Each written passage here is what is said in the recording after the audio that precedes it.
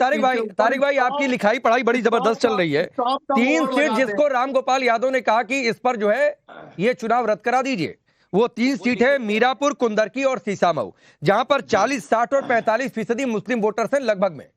तो ये आप लोगों की स्क्रिप्ट फेल हो गई, ये एक अलग नैरेटिव चला जाएगा, यहां पर हार जाएंगे कि भाई देखो ये तो मुस्लिम वोटर भी इनके साथ हैं, इसलिए आप लोग मांग कर रहे हैं वहां पर चुनाव रद्द करवाने की। ये सब कोई बात नहीं है, ये हमारा मौलिक अधिकार है कि हम चुनाव आयोग को लिखित में दे दिया गया है कि यहाँ बेईमानी हुई है। और और ये पहली बार डिमांड नहीं की जा रही है, राजनीतिक पार्टियां डिमांड करती रहती है, उनकी मांग भी मांगी गई है कई बार, कई बूथों पे पुनर्चुनाव फिर से री इलेक्शन कराया गया है, सिर्फ इसकी डिमांड है, ये डिमांड बिल्कुल वैलिड है, चुनाव आयोग इस पे निर्णय लेगा। निर्विरोध जिता दिया मुकेश दलाल, गुजरात में निर्विरोध जिता दिया। वो क्या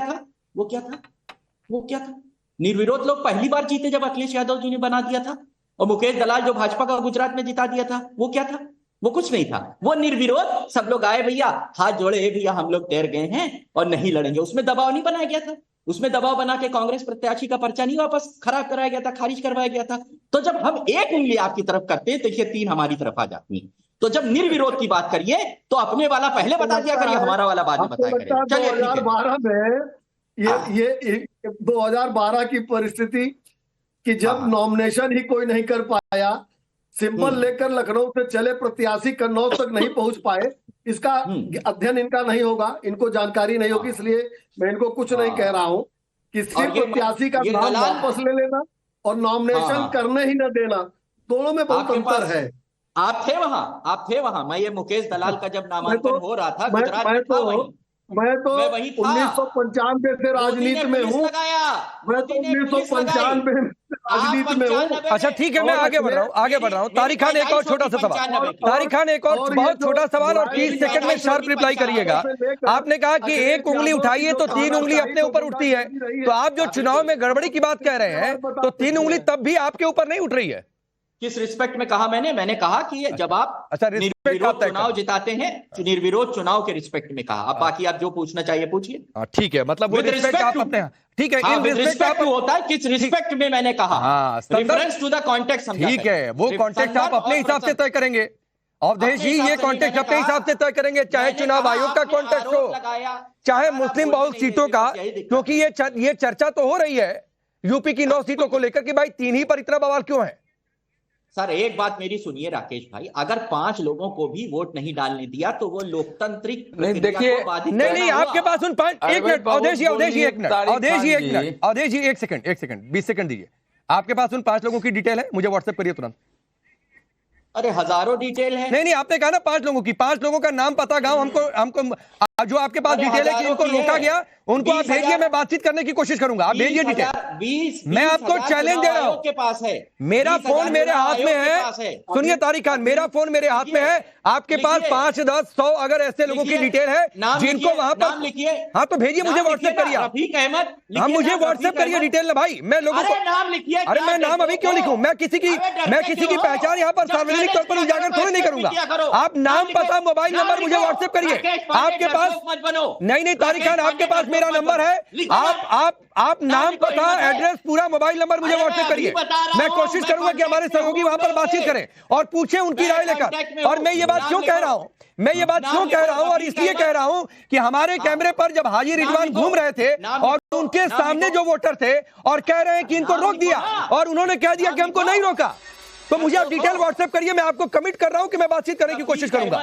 आप मुझे हाँ तो मुझे व्हाट्सएप करिए भाई, आप मुझे व्हाट्सएप करिए ना, ऐसे नाम से थोड़ी नहीं पता चलेगा। चलिए होते तारिक खान प्लीज, ऐसे नाम 10 नहीं प्लीज तारिक भाई नाम मोबाइल नंबर और पता आप मुझे व्हाट्सएप करिए, किसी की सार्वजनिक पहचान में यहाँ पर उजागर नहीं करूंगा, आप मुझे व्हाट्सएप करेंगे, मैं यहाँ पर बोल दूंगा मुझे डिटेल मिल गई, मैं कोशिश करूंगा कि मेरे सहयोगी उनसे बातचीत करें। अवधेश पांडे जानबूझ के ऐसी बातें बोलते हैं कि पूरा डिबेट इन्हीं के इर्द गिर्द हो जाए। नहीं ऐसा नहीं, देखिए ऐसा है कि अब इसका तो कोई उत्तर नहीं है। एंग्री यंग मैन का एक दौर था, भारत की फिल्मों में एंग्री यंग मैन का एक दौर था। अगर समाजवादी पार्टी के प्रवक्ता सब उसी अमिताभ बच्चन के एंग्री यंग मैन की दौर में दौड़ना चाहते हैं तो उनको मुबारक हो, उनको बहुत बहुत शुभकामनाएं।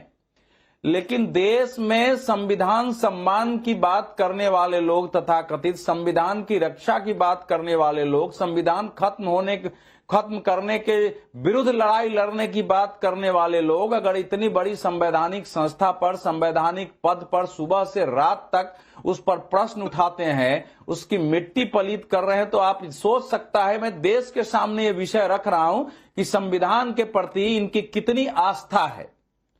दूसरी बात है कि अगर समाजवादी पार्टी ये तय कर दे कि उसको काउंटिंग करानी है नहीं करानी है, दो में से एक ही रास्ता हो सकता है।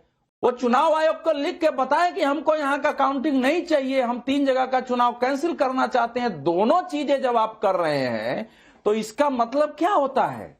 इसका मतलब तो यही है कि आप जानबूझ करके अखिलेश जी जैसे इतने बड़े नेता खड़ा होकर प्रेस कॉन्फ्रेंस कर देते हैं, पूरी पार्टी बता रही है कि यहां सारी बेईमानी हो गई है, सब कुछ हो गया है, चुनाव आयोग किसका चलता है। और मनीष जी ने बहुत अच्छा उदाहरण दिया, 2012 में डिंपल जी गई कन्नौज में तो कोई एक उम्मीदवार नहीं पहुंचा, लोगों ने एफआईआर तक दर्ज करने की कोशिश की, एफआईआर नहीं हुआ, लोगों ने रीट डालने की कोशिश की, वहां प्रॉब्लम हुई कि भाई हम तो जा रहे थे नॉमिनेशन देने, हमको देने नहीं दिया गया, निर्विरोध निर्वाचित हो गई।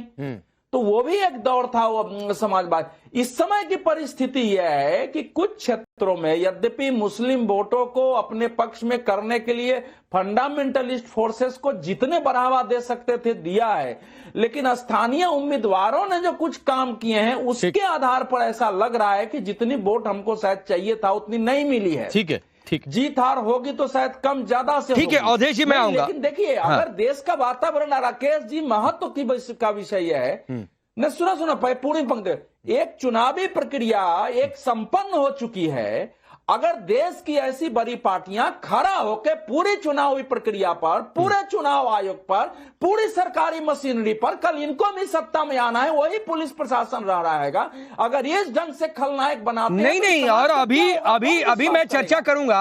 अभी राम गोपाल यादव ने जो बयान दिए हैं वो कई बड़े विवादित बयान हैं। वो बांग्लादेश से तुलना कर रहे हैं मीरापुर कुंदर की कि इस तरीके से वहां पर चुनाव कराए गए।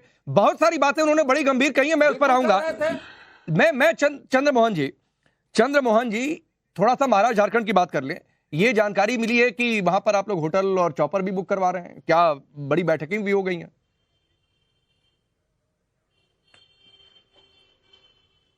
देखिए, जब सामना एक ऐसे आदमी से हो कि कोई कह रहा है और कहता हो, अगर उस पर प्रश्न खड़ा करा जाए तो फिर बोलता हो, जो प्रश्न चुनाव आयोग को पूछने चाहिए वो कोई पूछता हो, तो फिर ये चीजें करने में कोई प्रॉब्लम नहीं है, करना चाहिए। क्योंकि राजनीति बहुत गंभीर विषय है, मेरे मित्र बोल रहे थे, उसमें सवाल का जवाब तो मिलना चाहिए। लेकिन सत्ता पक्ष के लोगों पे जब सवाल उठे और उसका जवाब सत्ता पक्ष ना दे, कोई और दे दे, और किसी पे अगर विपक्ष प्रश्न खड़ा करे तो वो तिलमिला उठे, तो फिर ये सब तो करना पड़ना स्वाभाविक भी है।